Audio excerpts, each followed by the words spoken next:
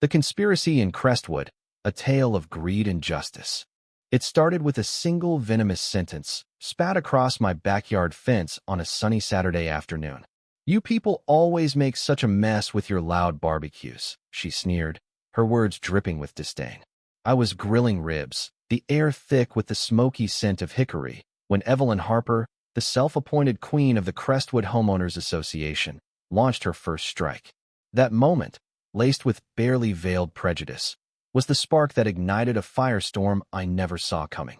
Little did I know, her audacity would unravel a conspiracy that had poisoned our quiet suburban enclave for years. My name is Marcus Reynolds, a 52-year-old compliance officer for a state regulatory agency. My wife, Lena, and I had moved to Crestwood, a tidy neighborhood of manicured lawns and colonial-style homes in suburban Virginia, to enjoy our empty nest years. Our backyard was my sanctuary, a modest patch of green with a stone patio and a well-loved grill. That Saturday, as I sipped a cold lemonade, Evelyn stormed across my lawn, her emerald green blazer a glaring contrast to the calm of the day. Clutching a clipboard like a weapon, she pointed a manicured finger at me. "Where's your pool?" she demanded, her voice shrill enough to startle the sparrows. "My grandkids are visiting, and they need to swim. This neighborhood has standards, and you're failing them." I blinked, fork halfway to my mouth. "A pool," I said, genuinely baffled. "I don't have one. Never planned to." Her face twisted, as if my words were a personal insult. She launched into a tirade about a supposed HOA bylaw Section 12, subsection B, paragraph 6, claiming my property was required to have a community-accessible recreational amenity. When I calmly pointed out that no such rule existed, she jabbed her clipboard and hissed, "You'll hear from our lawyer. We're suing you for $10,000 to cover the pool you owe us. And we'll have you arrested for endangering this community." With that, she spun on her heels and marched off, leaving me stunned, my ribs cooling on the grill. 3 days later, a cream-colored envelope arrived, embossed with the Crestwood HOA logo. It cited the fake bylaw, demanded I submit pool construction plans within 30 days, and threatened $100 daily fines. Evelyn had signed it as HOA president, with 2 other board members' names scrawled below. I dug out the official HOA covenants, a dense, 50-page document, and confirmed what I suspected: no mention of pools or mandatory amenities. This wasn't just a neighborly spat, it was a calculated attack. Evelyn wasn't just a busybody, she was building a case to control me, and I sensed her motives ran deeper than a place for her grandkids to splash. The next escalation came with a knock at my door. A burly man in a county sheriff's uniform stood on my porch, his badge glinting in the evening light. "Evening," he drawled, introducing himself as Deputy Carl Wheeler, Evelyn's nephew. "My aunt says you're new here. Just making sure you know how things work in Crestwood." His tone was friendly, but his eyes were cold, scanning my living room like he was casing it. He mentioned concerns about my uncooperative attitude and suggested I play ball with the HOA to avoid trouble. It was a thinly veiled threat, and I knew then that Evelyn had more than just a clipboard in her arsenal. I didn't panic. My career has taught me the power of documentation.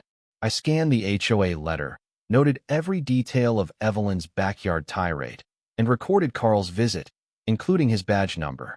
Then I called James Carter, a sharp civil litigator I'd worked with on state audits. Over coffee, I laid out the situation. James's eyes gleamed as he read the fake bylaw. "This is frivolous," he said. "Sanctionably frivolous. But the cop angle? That's conspiracy under the color of law. We're not just defending you, Marcus. We're going to bury them."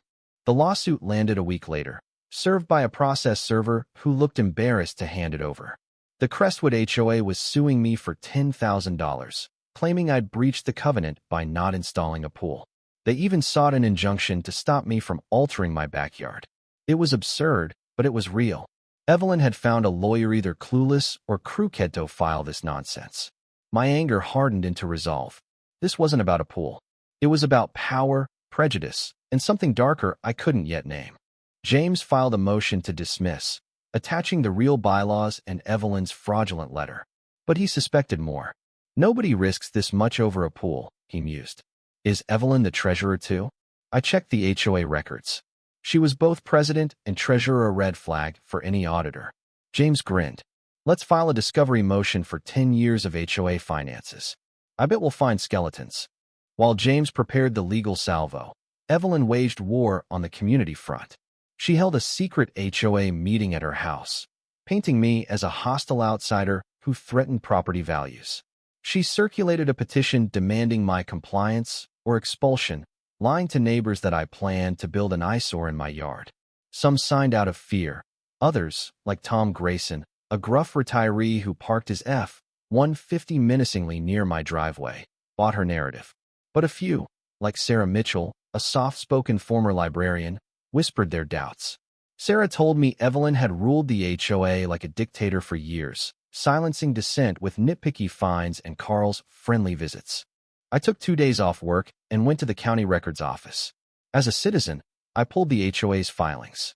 The early years showed detailed budgets, but after Evelyn became treasurer, they turned vague lump sums for landscaping and administration, suspiciously round numbers like $15,000. I filed a Freedom of Information Act request for Carl's Sheriff Department records, including body cam footage from his visit. I also wrote to the state's Department of Real Estate, asking about HOA transparency rules. Every move was legal, precise, and designed to expose the truth. The discovery motion hit like a bomb. The HOA's financial records arrived at James's office boxes of bank statements, checks, and invoices. Evelyn hadn't even tried to hide it. She'd written checks to a fake landscaping company, funneling the money to her account. She'd paid her car loan, Nordstrom bills, and a $3,000 Alaskan cruise, all coded as HOA expenses. Carl got $8,000 for security consulting. Over 6 years, she'd embezzled $87,000. The pool lawsuit wasn't about recreation, it was a desperate distraction to discredit me before I uncovered her theft. Evelyn doubled down, calling the cops to my house one evening, claiming I was blasting music and shouting. 2 city officers arrived, looking skeptical as they saw me quietly grilling, jazz humming softly from a speaker. I explained the lawsuit and Evelyn's harassment, pointing to her watching from her porch. "I'd like to file a complaint against her for a false report," I said. The officers questioned her, and her furious gestures told me she'd miscalculated. She'd created a police record of her malice. The climax came at a community meeting James organized at a local Holiday Inn. We mailed every homeowner a letter about financial irregularities, inviting them to review the evidence. 60 residents showed up, their faces tense. Evelyn and Carl burst in, she in a somber black dress, he in a tight polo shirt, glowering. James projected the documents. Evelyn's fake bylaw, her crew's payment labeled board development, checks to Carl. The room gasped as the total flashed. $87,342.19 stolen. Sarah stood, voice trembling, and moved to remove Evelyn and audit the HOA. The crowd erupted, shouting at Evelyn, who stood frozen, her empire crumbling. Then, a detective from the DA's office entered with 2 officers. "Ms. Harper," he said, "you're under arrest for grand larceny and embezzlement." As handcuffs clicked, he turned to Carl. "Sheriff's Internal Affairs wants a word about conspiracy." A process server handed them our counterclaim, suing for the stolen funds, damages, and legal fees. The room exploded in applause, not for me, but for justice reclaimed. Evelyn pleaded guilty, was sentenced to 18 months in prison, 5 years probation, and full restitution. Carl lost his job and pension, pleading to lesser charges. The HOA settled our suit, covering my fees and paying damages, which I donated to a fair housing nonprofit. The new HOA board, led by Sarah, posted transparent budgets online. Tom Grayson apologized, shamefaced, and we shook hands. Crestwood healed, neighbor by neighbor. That summer, I sat in my backyard, ribs sizzling, lemonade sweating in my hand. The air was free of tension, filled only with the laughter of kids down the street. Evelyn's reign of greed and prejudice had tested me, but it proved that truth, backed by relentless documentation, could topple even the most entrenched corruption. I'd turned her attack into a reckoning, and Crestwood was better for it. What do you think? Have you faced bullies or injustice in your community? Share your thoughts in the comments. Should we confront such behavior head-on, or is silence safer? Let's debate how to fight for fairness without losing ourselves to the battle.